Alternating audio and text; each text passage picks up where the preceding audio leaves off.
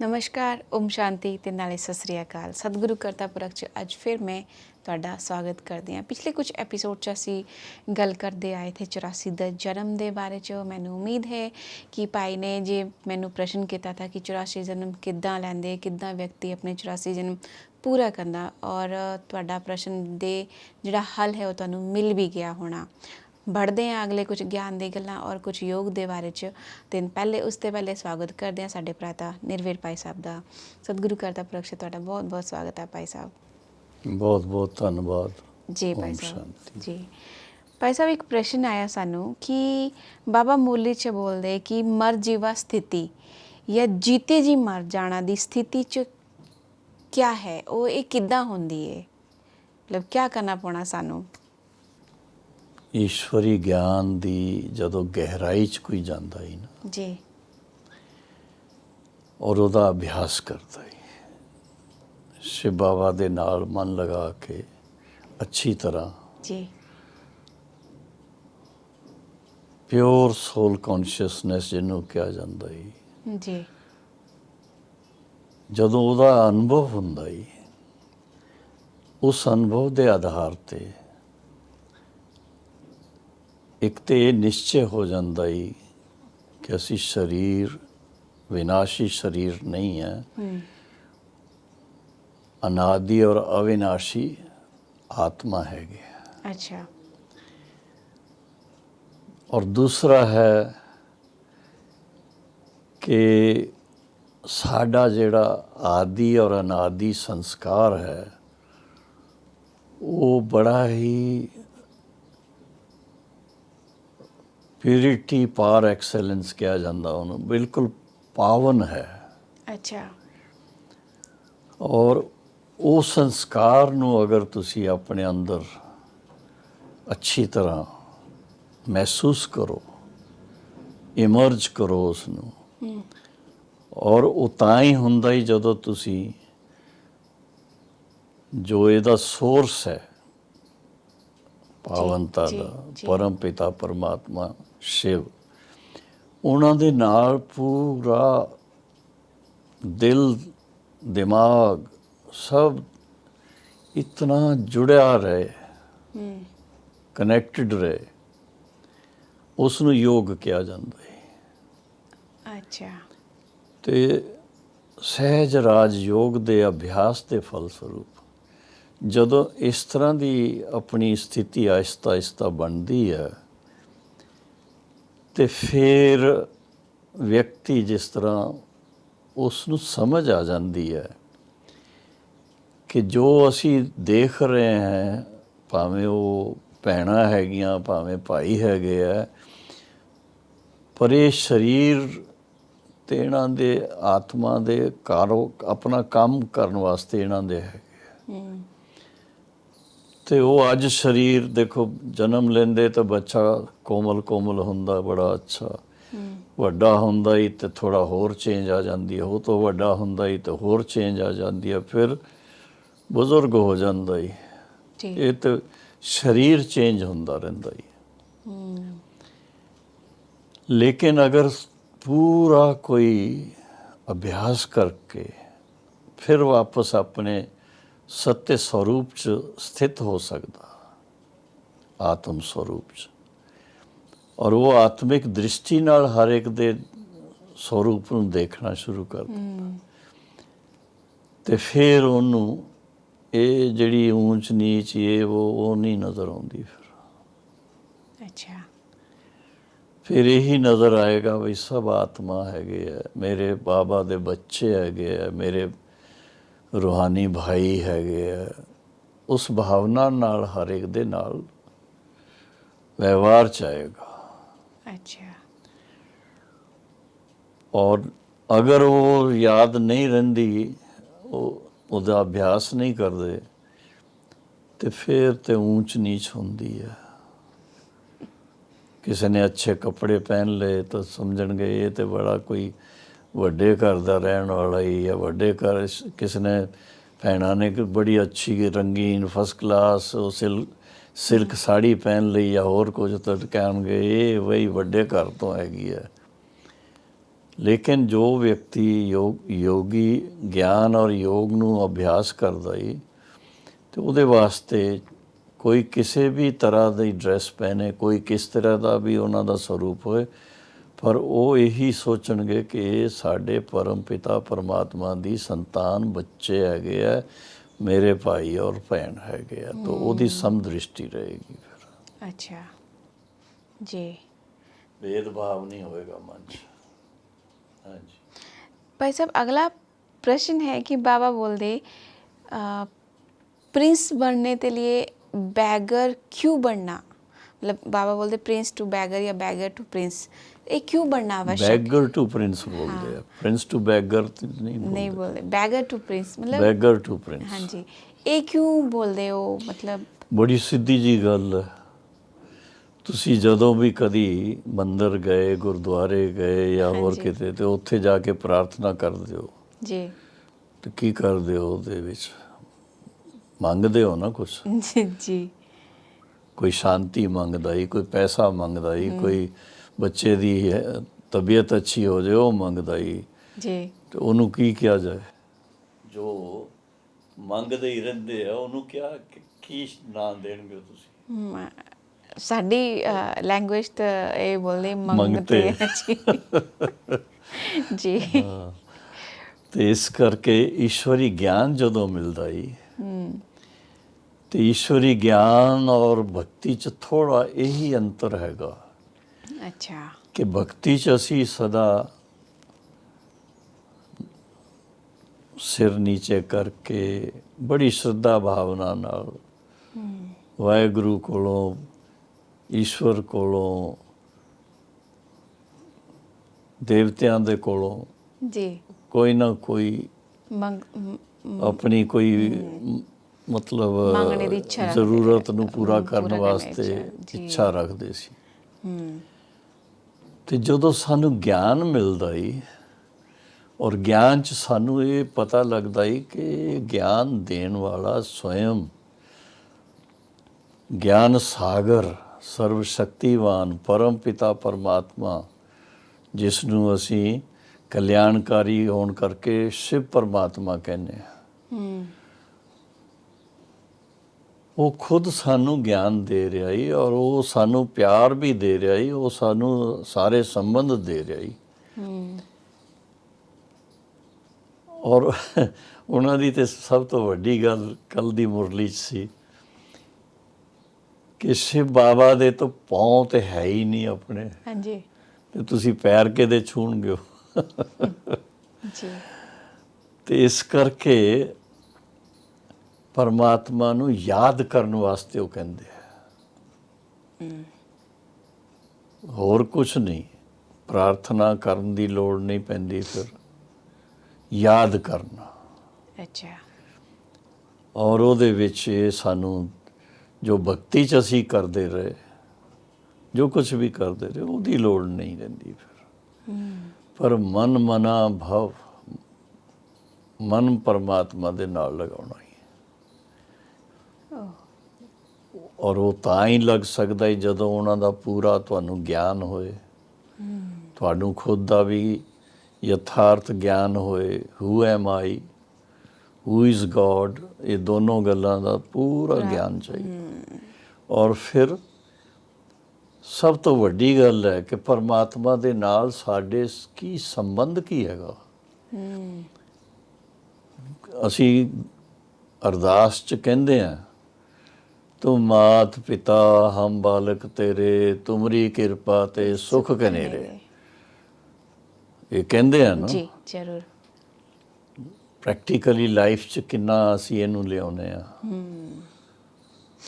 ਕਿੰਨਾ ਸਾਨੂੰ ਅਨੁਭਵ ਹੁੰਦਾ ਇਹਦਾ। ਮਾਤ ਪਿਤਾ ਗੁਰਦੁਆਰੇ 'ਚ ਹੋਏਗਾ, ਮੰਦਰ 'ਚ ਹੋਏਗਾ, ਉਸ ਵੇਲੇ ਹੁੰਦਾ ਹੀ। ਜੀ ਜੀ। ਉੱਥੋਂ ਬਾਹਰ ਨਿਕਲੇ ਫਿਰ ਦੂਸਰੇ ਕੰਮਾਂ 'ਚ ਲੱਗ ਜਾਂਦੇ, ਭੁੱਲ ਜਾਂਦੇ ਫਿਰ। ਅਗਰ ਇਹ ਯਾਦ ਰਹੇ ਕਿ ਤੁਮ ਮਾਤ ਪਿਤਾ ਹਮ ਬਾਲਕ ਤੇਰੇ, ਤੁਮਰੀ ਕਿਰਪਾ ਤੇ ਸੁਖ ਗਨੇਰੇ, ਤੇ ਪਹਿਲੀ ਗੱਲ ਹੈ ਕਿ ਉਹਨਾਂ ਦੀ ਕਿਰਪਾ ਨੂੰ ਅੱਛੀ ਤਰ੍ਹਾਂ ਸਮਝਣਾ ਚਾਹੀਦਾ ਕਿ ਉਹਨਾਂ ਦੀ ਕਿਰਪਾ ਕੀ ਹੈਗੀ ਹੈ। ਉਹਨਾਂ ਦੀ ਕਿਰਪਾ ਹੀ ਹੈਗੀ ਹੈ ਜੋ ਖੁਦ ਆ ਕਰਕੇ ਅਵਤਰਿਤ ਹੋ ਕਰਕੇ ਬ੍ਰਹਮਾ ਮੁਖ ਦੁਆਰਾ ਆ ਕਰਕੇ ਸਾਰਾ ਈਸ਼ਵਰੀ ਗਿਆਨ ਦਿੰਦੇ ਆ ਔਰ ਉਹਦੇ ਨਾਲ ਸਹਿਜ ਰਾਜ ਯੋਗ ਦੀ ਸਿੱਖਿਆ ਦਿੰਦੇ, ਸਿਖਾਉਂਦੇ ਨੇ। ਪਰਮ ਪਿਤਾ ਪਰਮ ਸਿੱਖਿਅਕ ਬਣਦਾ ਹੀ, ਅੱਛਾ। ਪਰਮ ਸਿੱਖਿਅਕ ਬਣ ਕਰਕੇ ਸਾਨੂੰ ਸਿੱਖਿਆ ਦਿੰਦੇ ਨੇ। ਔਰ ਫਿਰ ਪਰਮ ਸਤਿਗੁਰੂ, ਤੇ ਸਤਿਗੁਰੂ ਦੇ ਰੂਪ 'ਚ ਫਿਰ ਸਾਨੂੰ ਮੁਕਤੀ, ਜੀਵਨ ਮੁਕਤੀ ਦਾ ਰਸਤਾ ਦਿਖਾਉਂਦੇ ਨੇ। ਅੱਛਾ। ਹੁਣ ਇਹ ਚੀਜ਼ਾਂ ਜਿਹੜੀਆਂ ਇਹ ਜਦੋਂ ਤਾਈਂ ਬਿਲਕੁਲ ਸਪਸ਼ਟ ਨਾ ਹੋਣ ਤੇ ਵਿਅਕਤੀ ਧੱਕੇ ਖਾਂਦਾ ਰਹਿੰਦਾ ਹੀ। ਇਸ ਮੰਦਿਰ 'ਚ ਗਏ, ਉਸ ਗੁਰਦੁਆਰੇ 'ਚ ਗਏ, ਇੱਧਰ ਬਾਹਰ ਦੇ ਸ਼ੋਅ ਬੜੇ ਸੋਹਣੇ ਲੱਗਦੇ ਆ ਉਹਨਾਂ ਦੇ ਜੀ। ਕੋਈ ਤੇ ਪੂਰਾ ਸੋਨੇ ਦਾ ਹੀ ਬਣਾ ਦਿੰਦੇ ਆ ਮੰਦਿਰ, ਕੋਈ ਮਾਰਬਲ ਦਾ ਹੀ ਬਣਾ ਦਿੰਦੇ ਆ, ਕੋਈ ਮਾਰਬਲ ਦੀ ਤਰ੍ਹਾਂ ਚਮਕਦਾਰ ਫਸਟ ਕਲਾਸ ਉਹਦੇ ਡੋਮਸ ਵਗੈਰਾ ਬਣਾ ਦਿੰਦੇ ਨੇ। ਹੁਣ ਇਹ ਬਾਹਰ ਦੀ ਜਿਹੜੀ ਚਕਾਚੌਂਧ ਹੈ ਨਾ, ਉਹ ਆਕਰਸ਼ਣ ਜ਼ਰੂਰ ਕਰਦੀ ਹੈ, ਹਾਂਜੀ, ਖਿੱਚਦੀ ਹੈ ਜੀ। ਲੇਕਿਨ ਗੁਰਦੁਆਰੇ ਦੇ ਅੰਦਰ ਜੋ ਸਭ ਤੋਂ ਵੱਡੀ ਚੀਜ਼ ਹੈ ਉਹ ਹੈ ਗੁਰੂ ਗ੍ਰੰਥ ਸਾਹਿਬ। ਹਾਂਜੀ। ਔਰ ਗੁਰੂ ਗ੍ਰੰਥ ਸਾਹਿਬ ਦਾ ਜਿਹੜਾ ਉਹਦੇ 'ਚ ਗਿਆਨ ਹੈ, ਉਸ ਗਿਆਨ ਨੂੰ ਕੋਈ ਠੀਕ ਤਰ੍ਹਾਂ ਅਧਿਐਨ ਕਰੇ, ਪੜ੍ਹੇ, ਹਾਂ, ਉਹਨੂੰ ਫਿਰ ਸਮਝੇ, ਉਸ ਨੂੰ ਆਪਣੇ ਜੀਵਨ 'ਚ ਲੈ ਕੇ ਅਪਲਾਈ ਕਰੇ, ਫਿਰ ਉਹਦਾ ਫਾਇਦਾ ਹੋ ਸਕਦਾ।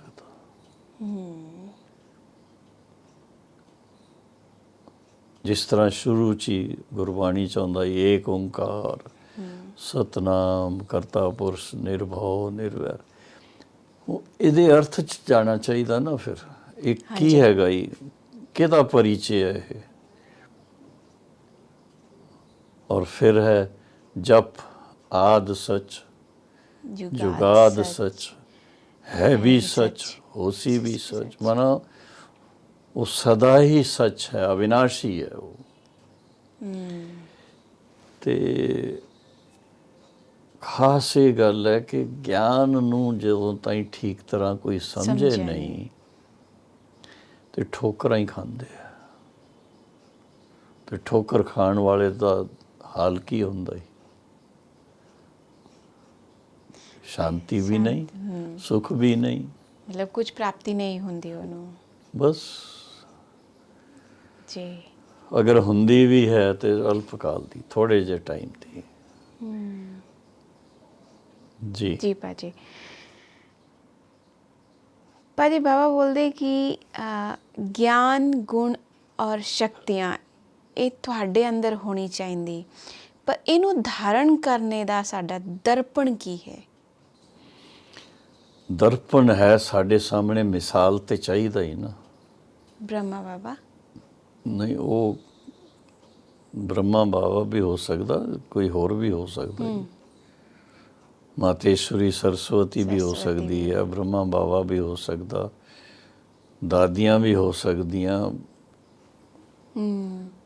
ਵੱਡੇ ਭਾਈ ਭੈਣ ਸਭ ਹੋ ਸਕਦੇ ਨੇ। ਉਹ ਕੋਈ ਤੁਹਾਨੂੰ ਮਤਲਬ ਉਹ ਫੀਲ ਹੋਏਗਾ ਜਿਨ੍ਹਾਂ ਨੇ ਗਿਆਨ ਨੂੰ ਅੱਛੀ ਤਰ੍ਹਾਂ ਸਮਝ ਕਰਕੇ ਧਾਰਨ ਕੀਤਿਆ ਹੀ, ਉਹਨਾਂ ਦੇ ਵਾਈਬ੍ਰੇਸ਼ਨ, ਪ੍ਰਕੰਪਨ ਔਰ ਉਹਨਾਂ ਦੀ ਦ੍ਰਿਸ਼ਟੀ, ਉਹਨਾਂ ਦੀ ਬਾਣੀ, ਉਹਦੇ ਵਿੱਚ ਤੁਹਾਨੂੰ ਉਹ ਸਾਰੀਆਂ ਗੱਲਾਂ ਦੁਨੀਆ ਤੋਂ ਨਿਆਰੀ ਲੱਗਣਗੀਆਂ, ਲੇਕਿਨ ਪਿਆਰੀ ਲੱਗਣਗੀਆਂ। ਹਾਂ ਜੀ, ਮਤਲਬ ਉਹ ਸਾਡਾ ਇੱਕ ਦਰਪਣ ਹੋ ਗਿਆ। ਉਹ ਤੇ ਜਦੋਂ ਤੁਸੀਂ ਇਹ ਸਮਝ ਕੇ ਚਲੋ ਕਿ ਬਈ ਪਰਮਾਤਮਾ ਬ੍ਰਹਮਾ ਤਨ 'ਚ ਆਏ ਸੀ ਤੇ ਮਾਨਵਤਾ ਵਾਸਤੇ ਸਭ ਤੋਂ ਸ੍ਰੇਸ਼ਟ ਦਰਪਣ ਜਿਹਨੂੰ ਕਿਹਾ ਜਾਏ ਉਹ ਹੈ ਬ੍ਰਹਮਾ ਬਾਬਾ ਦਾ ਮਿਸਾਲ, ਜਾਂ ਮੰਮਾ ਦਾ ਮਿਸਾਲ, ਜਾਂ ਦਾਦੀ ਦਾ ਮਿਸਾਲ। ਤੇ ਇਸ ਕਰਕੇ ਉਹ ਤੇ ਫਿਰ ਜਦੋਂ ਤਾਈਂ ਕੋਈ ਉਹਨਾਂ ਦਾ ਪਰਿਚੈ ਨਹੀਂ ਹੋਏ, ਉਹਨਾਂ ਦੇ ਬਾਰੇ 'ਚ ਕੋਈ ਸਮਝ ਨਹੀਂ ਹੋਏ, ਤੇ ਫਿਰ ਕਿਸ ਤਰ੍ਹਾਂ ਵਿਚਾਰੇ ਉਹਦਾ ਲਾਭ ਲੈਣਗੇ? ਤੇ ਪਹਿਲੇ ਸਾਰੀਆਂ ਗੱਲਾਂ ਸਮਝਣ ਵਾਸਤੇ ਟਾਈਮ ਚਾਹੀਦਾ। ਅੱਛਾ। ਅੱਜ ਕੱਲ੍ਹ ਦੀ ਦੁਨੀਆ 'ਚ ਨੱਠ ਭੱਜ 'ਚ ਇਤਨੇ ਲੋਕ ਬਿਜ਼ੀ ਰਹਿੰਦੇ ਆ, ਤੁਸੀਂ ਬੜੇ ਸੁਭਾਵਨਾ ਨਾਲ ਕਿਸੇ ਨੂੰ ਕਹਿਣਗੇ ਹੋ ਵੀ ਥੋੜ੍ਹਾ ਟਾਈਮ ਨਿਕਾਲੋ ਅਤੇ ਤੁਹਾਨੂੰ 7 ਦਿਨ ਦਾ ਕੋਰਸ ਕਰਾ ਦਈਏ, 3 ਦਿਨ ਦਾ ਸ਼ਿਵਰ ਕਰਾ ਦਈਏ। ਠੀਕ ਹੈ ਜੀ, ਜਦੋਂ ਟਾਈਮ ਹੋਏਗਾ ਮੈਂ ਦੱਸ ਦਿਆਂਗਾ। ਔਰ ਫਿਰ ਉਹ ਗਾਇਬ ਹੋ ਜਾਂਦੇ। ਉੱਥੇ ਦੇ ਉੱਥੇ ਰਹੀ। ਜਿਸ ਤਰ੍ਹਾਂ ਗੁਰਦੁਆਰੇ 'ਚ ਜਾ ਕਰਕੇ ਮੱਥਾ ਟੇਕ ਕਰਕੇ ਉਸ ਵੇਲੇ ਤੇ ਕਹਾਂਗੇ ਵਾਹਿਗੁਰੂ ਕਿਰਪਾ ਕਰਨੀ, ਉੱਥੋਂ ਨਿਕਲੇ ਬਾਹਰ ਫਿਰ ਪਤਾ ਨਹੀਂ ਕਿੱਥੇ ਗਿਆ ਵਾਹਿਗੁਰੂ, ਕਿੱਥੇ ਗਿਆ ਗੁਰਦੁਆਰਾ, ਕਿੱਥੇ ਗਿਆ ਸਭ ਜੀ। ਤੇ ਇਹ ਬਹੁਤ ਮਹੀਨਤਾ ਦੀਆਂ ਗੱਲਾਂ ਹੀ ਤੁਸੀਂ ਜਿਹੜੀਆਂ ਪੁੱਛ ਰਹੇ ਹੋ ਨਾ, ਇਹ ਬਹੁਤ ਗੰਭੀਰ ਹੋ ਕਰਕੇ ਗਹਿਰਾਈ 'ਚ ਇਹਨਾਂ ਗੱਲਾਂ ਨੂੰ ਸਮਝਣਾ ਜ਼ਰੂਰੀ ਹੈ। ਜੀ। ਲਾਸਟ ਇੱਕ ਬਾਬਾ ਹਮੇਸ਼ਾ ਮੁੱਲੀ 'ਚ ਬੋਲਦੇ ਕਿ ਬੱਚੇ ਤੁਸੀਂ ਇੱਦਾਂ ਕਰੋ, ਬਹੁਤ ਸਾਰੀ ਗੱਲਾਂ ਪਰ ਖਾਸ ਕਰ ਬਾਬਾ ਬੱਚੋਂ ਤੇ ਕੀ ਚਾਹੁੰਦਾ, ਸਾਡੇ ਬੱਚੋਂ ਤੇ ਅਸੀਂ ਜੇ ਬਾਬਾ ਦੇ ਬੱਚੇ ਆ, ਇਹਦੀ ਕੀ ਗੱਲ ਹੈ? ਸਿਰਫ ਮਤਲਬ ਅਸੀਂ ਗਿਆਨ ਯੋਗ ਦੇ ਹਿਸਾਬ 'ਚ ਪੁਰਸ਼ਾਰਥ ਕਰਕੇ ਸਤਯੁਗ ਤ੍ਰੇਤਾ 'ਚ ਜਾਣ, ਉਹ ਪ੍ਰਿੰਸ ਬਣੀਏ, ਰਾਜਾ ਰਾਣੀ ਬਣੀਏ, ਉਹ ਜਾਂ ਕੁਝ ਹੋਰ ਚੀਜ਼ ਵੀ ਹੋ ਸਕਦੀ। ਮੇਨ ਗੱਲ ਕਿਆ ਹੈ ਕਿ ਅਸੀਂ ਉਹ ਬਣ ਕੇ ਦਿਖਾਈਏ ਬਾਬਾ ਨੂੰ। ਤੁਹਾਨੂੰ ਪਤਾ ਤੇ ਹੈ ਸਰਵ ਗੁਣ ਸੰਪੰਨ ਬਣਨਾ ਹੀ, ਤੇ ਆਪਣੇ ਆਪ ਨੂੰ ਦੇਖਣਾ ਪੈਂਦਾ ਹੀ ਵੀ ਸਰਵ ਗੁਣ ਕਿਹੜੇ ਕਿਹੜੇ ਗੁਣ ਹੈਗੇ ਆ, ਉਹ ਸਾਰੇ ਹੈ ਮੇਰੇ 'ਚ। ਸਰਵ ਗੁਣ ਸੰਪੰਨ, ਫਿਰ 16 ਕਲਾ ਸੰਪੂਰਨ, ਉਹ ਸਾਰੀਆਂ ਕਲਾ ਜਿੰਨੀਆਂ ਹੀ ਕਈ ਚੀਜ਼ਾਂ। ਲੇਕਿਨ ਇਹ ਸਭ ਹੋਣ ਦੇ ਵਾਸਤੇ ਫਿਰ ਅਸੀਂ ਇਸ ਯੁੱਗ 'ਚ ਰਹਿ ਹੀ ਨਹੀਂ ਸਕਦੇ, ਸੰਗਮ ਯੁੱਗ 'ਚ। ਨਹੀਂ, ਪਹਿਲੇ ਤੋਂ ਤੁਹਾਡੇ 'ਚ ਆਉਣੀਆਂ ਚਾਹੀਦੀਆਂ ਨਾ, ਉਹਦੇ ਵਾਸਤੇ ਪੁਰਸ਼ਾਰਥ ਕਰਨਾ ਪੈਂਦਾ ਹੀ। 16 ਕਲਾ ਸੰਪੂਰਨ, ਫਿਰ ਸਭ ਤੋਂ ਵੱਡਾ ਜਿਹੜਾ ਕੰਮ ਹੈ ਸੰਪੂਰਨ ਨਿਰਵਿਕਾਰੀ। ਸੰਪੂਰਨ ਮਨ ਤਾਈਂ ਵੀ ਕੋਈ ਵਿਕਾਰ ਨਾ ਆਏ, ਸੰਪੂਰਨ ਨਿਰਵਿਕਾਰੀ। ਫਿਰ ਮਰਿਆਦਾ ਪੁਰਸ਼ੋਤਮ, ਮਰਿਆਦਾ ਪੁਰਸ਼ੋਤਮ ਹਰ ਸਮੇਂ ਔਰ ਹਰ ਕਰਮ 'ਚ ਮਰਿਆਦਾ ਪੂਰਵਕ ਚੱਲਣਾ, ਅਮਰਿਆਦਿਤ ਕੋਈ ਗੱਲ ਨਾ ਕਰਨਾ। ਇਹ ਬਹੁਤ ਧਿਆਨ ਰੱਖਣ ਦੀਆਂ ਗੱਲਾਂ ਹੈਗੀਆਂ ਜੀ। ਇਹ ਤੇ ਅਸੀਂ ਬਸ ਇਸ ਤਰ੍ਹਾਂ ਰੱਟਾ ਲਗਾ ਕੇ ਕਹਿ ਦਿੰਦੇ ਹਾਂ ਸਰਵ ਗੁਣ ਸੰਪੰਨ 16 ਕਲਾ ਸੰਪੂਰਨ ਨਿਰਵਿਕਾਰੀ ਮਰਿਆਦਾ ਪੁਰਸ਼ੋਤਮ ਹਿੰਸਾ ਪਰਮੋ ਧਰਮ। ਲੇਕਿਨ ਇਹਦੇ 'ਚ ਗਹਿਰਾਈ 'ਚ ਜਾਓ, ਗਹਿਰਾਈ 'ਚ ਜਾਓ ਤਾਂ ਤੁਹਾਨੂੰ ਪਤਾ ਲੱਗਦਾ ਹੀ ਕਿ ਇਹ ਤੇ ਇਤਨਾ ਭੰਡਾਰ ਹੈ, ਇਤਨੇ ਇਹ ਥੋੜ੍ਹੇ ਜਿਹੇ ਸ਼ਬਦਾਂ 'ਚ, 4 ਲਾਈਨਾਂ 'ਚ। ਜਿਸ ਤਰ੍ਹਾਂ ਗੁਰਬਾਣੀ 'ਚ ਪਹਿਲਾ ਜਿਹੜਾ ਉਹ ਕੀ ਕਹਿੰਦੇ ਇਹਨੂੰ ਸ਼ਲੋਕ ਹੁੰਦਾ ਹੀ, ਉਹਦੇ 'ਚ ਸਾਰਾ ਕੁਛ ਆ ਜਾਂਦਾ ਹੀ ਪਰਮਾਤਮਾ ਦੇ ਪਰਿਚੈ ਦੇ ਬਾਰੇ 'ਚ। ਪੜ੍ਹਦੇ ਰਹਿੰਦੇ ਆ ਲੇਕਿਨ ਸਮਝ 'ਚ ਫਿਰ ਨਹੀਂ ਆਉਂਦਾ। ਤੇ ਇਹ ਗੱਲਾਂ ਜਿਹੜੀਆਂ ਇਹ ਤੁਹਾਨੂੰ ਤੁਸੀਂ ਕਹਿਣਗੇ ਇਹ ਤੇ ਵਿਹਲੇ ਬੈਠੇ ਕੋਈ ਇਹੋ ਹੀ ਕਰਦਾ ਰਹੇਗਾ ਕਿਆ? ਨਹੀਂ, ਉਹਨੂੰ ਆਪਣੇ ਐਕਸ਼ਨ 'ਚ ਲਿਆਉਣ ਵਾਸਤੇ ਹੈ। ਕਰਮ ਕਰਦੇ ਸਮੇਂ ਕਰਮ ਯੋਗੀ ਬਣ ਕਰਕੇ, ਕਰਮ ਯੋਗੀ ਬਣ ਕੇ। ਕਈ ਲੋਕ ਬੜੇ ਪਿਆਰ ਨਾਲ ਕਹਿੰਦੇ ਮੈਂ ਤਾਂ ਕਰਮ ਯੋਗੀ ਹਾਂ। ਹੁਣ ਉਹ ਵਿਚਾਰਿਆਂ ਨੂੰ ਪਤਾ ਨਹੀਂ ਕਿ ਕਰਮ ਯੋਗ ਦਾ ਮਤਲਬ ਕੀ। ਉਹ ਸਮਝਦੇ ਅਸੀਂ ਕੰਮ ਅੱਛੀ ਤਰ੍ਹਾਂ ਆਪਣਾ ਕਰੀਏ, ਬਸ ਇਹ ਸਾਡੇ ਲਈ ਕਰਮ ਯੋਗ ਹੈ। ਠੀਕ ਹੈ, ਇਹ ਵੀ ਗੱਲ ਅੱਛੀ ਹੈ, ਇਹ ਨਹੀਂ ਖਰਾਬ ਹੈ। ਉਸ ਦੇ ਨਾਲ ਪਰਮਾਤਮਾ ਦੀ ਯਾਦ 'ਚ ਰਹਿ ਕਰਕੇ ਅਗਰ ਕਰਮ ਕਰਦੇ ਤਾਂ ਉਹਨੂੰ ਕਿਹਾ ਜਾਏਗਾ ਕਰਮ ਯੋਗ। ਔਰ ਯਾਦ 'ਚ ਰਹਿਣਗੇ ਉਹ ਤੇ ਤੁਹਾਡੇ 'ਚ ਈਸ਼ਵਰੀਪਨ ਆਏਗਾ ਨਾ।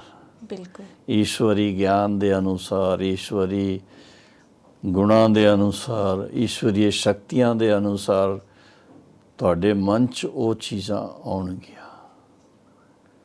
ਮਨ 'ਚ ਆਉਣਗੀਆਂ ਤੇ ਮਨ ਚੰਗਾ ਤੇ ਜਗ ਚੰਗਾ। ਪ੍ਰੈਕਟੀਕਲ ਹੋਏਗਾ ਨਾ ਫਿਰ। ਜੀ ਜਗ ਚੰਗਾ ਜਦੋਂ ਕਹਿੰਦੇ ਆ ਤਾਂ ਉਹਦਾ ਮਤਲਬ ਹੀ ਇਹ ਹੈ ਕਿ ਸਾਡੇ ਕਰਮ 'ਚ ਉਹ ਚੀਜ਼ ਆ ਜਾਂਦੀ ਹੈ ਪ੍ਰੈਕਟੀਕਲ ਲਾਈਫ 'ਚ। ਤੇ ਕਰਮ ਖੇਤਰ 'ਚ ਅਸੀਂ ਅਗਰ ਇਹ ਚੀਜ਼ਾਂ ਲੈ ਕੇ ਚੱਲਦੇ ਹਾਂ ਤੇ ਸਾਡਾ ਜੋ ਕਰਮ ਖੇਤਰ 'ਚ ਅਸੀਂ ਬੀਜ ਬੋ ਰਹੇ ਹਾਂ ਉਹ ਬਹੁਤ ਸ੍ਰੇਸ਼ਟ ਬੋ ਰਹੇ ਤੇ ਸ੍ਰੇਸ਼ਟ ਬੀਜ ਦਾ ਫਲ ਵੀ ਸ੍ਰੇਸ਼ਟ श्रेष्ठ ਹੋਏਗਾ। होगा। ਹਾਂਜੀ जी भाई साहब, अगला प्रश्न है कि फिर तो मैं दोबारा वही पूछना चाहती हूँ पर उदा थोड़ा अलग है। ਕਿਹੜੀ ਗੱਲ ਜਿਹੜੀ ਹੈ ਜਿਹੜੀ ਸਮ੍ਰਿਤੀ 'ਚ ਅਸੀਂ ਰਹੀਏ ਔਰ ਜਿਹੜੀ ਚਿੰਤਾ ਤੇ ਔਰ ਵਿਅਰਥ ਚਿੰਤਨ ਨਾ ਹੋ।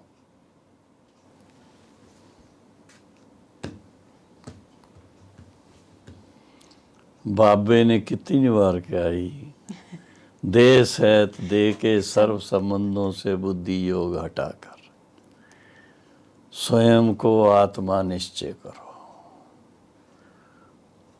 और फिर मुझ परम पिता परमात्मा के साथ मन लगाओ।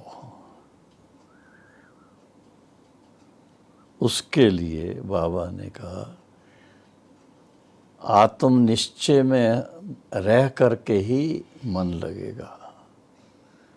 तो आत्मा स्वरूप में अपने आप को ले जाना और फिर बाबा के साथ मन लगा करके दिल में यही हो, बस बाबा आज ये महसूस होता है पाना था सो पा लिया, बस आप मिले जहान मिल गया और कुछ चाहिए नहीं। लेकिन इससे एक गल ये भी आती, ठीक है आत्म स्मृति रख लिया या देही अभिमानी जो भी है वो बन गए, लेकिन कुछ समय तक रिमाइंड रहता, फिर उसके बाद फिर भूल जाते, वो कितना अपने आप च लैके आइए। ਅਭਿਆਸ ਕਰਦੇ ਕਰਦੇ ਜਦੋਂ ਇਹ ਸਾਨੂੰ ਮਨ 'ਚ ਪੱਕਾ ਹੋ ਜਾਏਗਾ ਕਿ ਜੋ ਕੁਝ ਦੂਸਰੀ ਗੱਲਾਂ ਆਉਂਦੀਆਂ ਹੀ ਜੀ ਉਹ ਸਾਡੇ ਮਤਲਬ ਦੀਆਂ ਨਹੀਂ ਹੈ, ਸਾਡੇ ਫਾਇਦੇ ਦੀ ਨਹੀਂ, ਸਾਡਾ ਟਾਈਮ ਵੇਸਟ ਹੁੰਦਾ ਉਹਦੇ 'ਚ। ਔਰ ਬਾਬਾ ਨੇ ਕਿਹਾ ਇਹ ਪੁਰਸ਼ੋਤਮ ਸੰਗਮ ਯੁੱਗ ਦਾ ਤੁਹਾਡਾ ਜਿਹੜਾ ਜੀਵਨ ਹੈ ਇਹਦਾ ਇੱਕ ਇੱਕ ਸੈਕਿੰਡ ਬਹੁਤ ਵੈਲਿਊਏਬਲ ਹੈ। ਇੱਕ ਸੈਕਿੰਡ ਤੁਸੀਂ ਬਾਬਾ ਦੀ ਯਾਦ 'ਚ ਰਹਿ ਕਰਕੇ ਕਰਮ ਕੀਤਾ ਤੇ ਉਹਦਾ ਫਲ ਹੈ 1 ਸਾਲ ਤਾਈਂ, ਜਿਸ ਤਰ੍ਹਾਂ ਤੁਸੀਂ ਕੁਝ ਆਪਣੀ ਕਮਾਈ ਜਮ੍ਹਾਂ ਕਰ ਲਈ। ਔਰ ਅਗਰ ਉਹਦਾ ਨੁਕਸਾਨ ਹੋਇਆ ਤਾਂ ਫਿਰ ਤੁਸੀਂ ਸਮਝ ਸਕਦੇ ਹੋ ਉਹਦੇ ਵਿਪਰੀਤ ਹੋ ਜਾਏਗਾ। मतलब अपने आप दोबारा ਹਾਂ ਪੁਰਸ਼ੋਤਮ ਸੰਗਮ ਯੁੱਗ ਦਾ ਜਿਹੜੀ ਵੈਲਿਊ ਜਿਹਨੂੰ ਕਹੀਏ ਨਾ ਇਹਦੀ ਇੰਪੋਰਟੈਂਸ ਹੈ ਬਹੁਤ। ਇਸ ਨੂੰ ਕੋਈ ਸਮਝੇ ਤਾਂ, ਜਦੋਂ ਤਾਈਂ ਗਿਆਨ ਨਹੀਂ ਹੈ ਤਾਂ ਫਿਰ ਸਮਝ ਨਹੀਂ ਸਕਦੇ।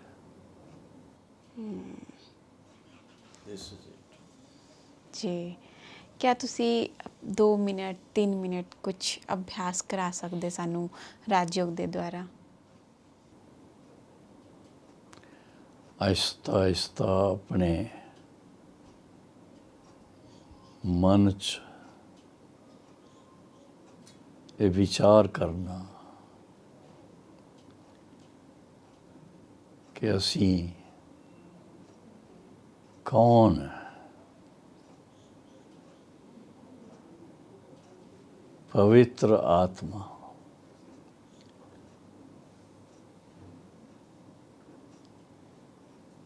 सब तो ज़्यादा कीमती को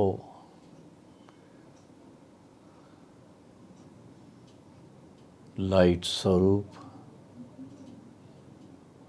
और शक्ति स्वरूप चैतन आत्मा परम पिता परमात्मा दी अनादि अविनाशी संतान शिव बाबा सर्वशक्तिवान है। ਉਹਨਾਂ ਦੇ ਨਾਲ ਮਨ ਲਗਾ ਕਰਕੇ ਮਨ ਹੀ ਮਨ 'ਚ ਉਸ ਸਰੂਪ 'ਚ ਆਪਣੇ ਆਪ ਨੂੰ ਸਥਿਤ ਕਰੀਏ, ਸ਼ਿਵ ਬਾਬਾ ਦੇ ਸਨਮੁਖ ਆਪਣੇ ਆਪ ਨੂੰ ਦੇਖੀਏ, आत्म स्वरूप स्थित होकर के, और शिव बाबा दी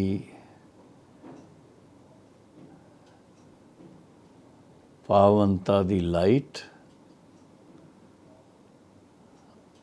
और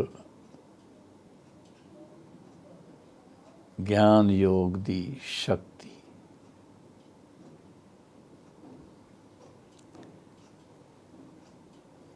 आत्मा नू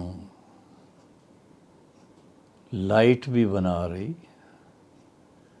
और शक्ति स्वरूप भी बना रही है। जदों असी आत्मा बिल्कुल लाइट स्वरूप और सर्व शक्ति स्वरूप बन जाते हैं,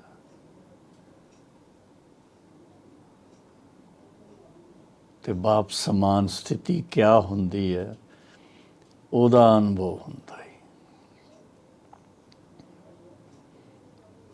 ਇਸ ਅਨੁਭਵ 'ਚ ਆਪਣੇ ਆਪ ਨੂੰ ਜਿੰਨਾ ਹੋ ਸਕੇ ਸਥਿਤ ਕਰੋ, ਔਰ ਜੋ ਇਹਦੇ 'ਚ ਤੁਹਾਨੂੰ ਮਹਿਸੂਸ ਹੁੰਦਾ ਹੈ, ਖੁਸ਼ੀ ਮਹਿਸੂਸ ਹੁੰਦੀ ਹੈ ਜਾਂ ਸ਼ਕਤੀ ਮਹਿਸੂਸ ਹੁੰਦੀ ਹੈ ਜਾਂ ਪਵਿੱਤਰਤਾ ਮਹਿਸੂਸ ਹੁੰਦੀ ਹੈ, ਤੇ ਉਸ ਨੂੰ ਆਪਣੇ ਦਿਲ 'ਚ ਲਿਆ ਕਰਕੇ ਕਿ ਕਿਤਨਾ ਅੱਛਾ ਲੱਗਦਾ ਹੈ। ਸਾਡਾ ਸੁਭਾਗਯ ਹੈ ਕਿ ਅਸੀਂ ਇਹੋ ਜਿਹੀ ਅਭਿਆਸ ਦੀ ਗੱਲ ਕਰ ਰਹੇ ਹਾਂ, ਔਰ ਉਹ ਤੁਹਾਡਾ ਉਮੰਗ ਵੱਧਦਾ ਜਾਏਗਾ। ਜਿਤਨਾ ਉਮੰਗ ਵੱਧਦਾ ਜਾਏਗਾ ਉਤਨਾ ਤੁਹਾਨੂੰ ਸਹਿਜ ਵੀ ਲੱਗੇਗਾ। और जदों तुसी ईश्वरी ज्ञान और सहज राजयोग की गल्लां 'च अपना मन लगाओगे तो व्यर्थ गल्लां तो मन हट जाएगा, तुहानूं अच्छियां ही नहीं लगणगियां। जिस तरह वड्डे आदमी बड़े अहुदे ते हुंदे आ, उन्हां दे एक एक सैकेंड दा बड़ी कीमत हुंदी है। तो हुण तुसी जानदे हो किहदे बच्चे हो, सर्वशक्तिवान परम पिता परमात्मा, ज्ञान दे सागर, उन्हां दे बच्चे। तो इस करके साडा सौभाग्य है, बल्कि पद्मा पदम भाग्य है कि असी अपने इस जीवन च उस पिता परमात्मा दे नाल सन्मुख मिलन मना सकते हैं। इस खुशी च अपने आप नू सदा रखो।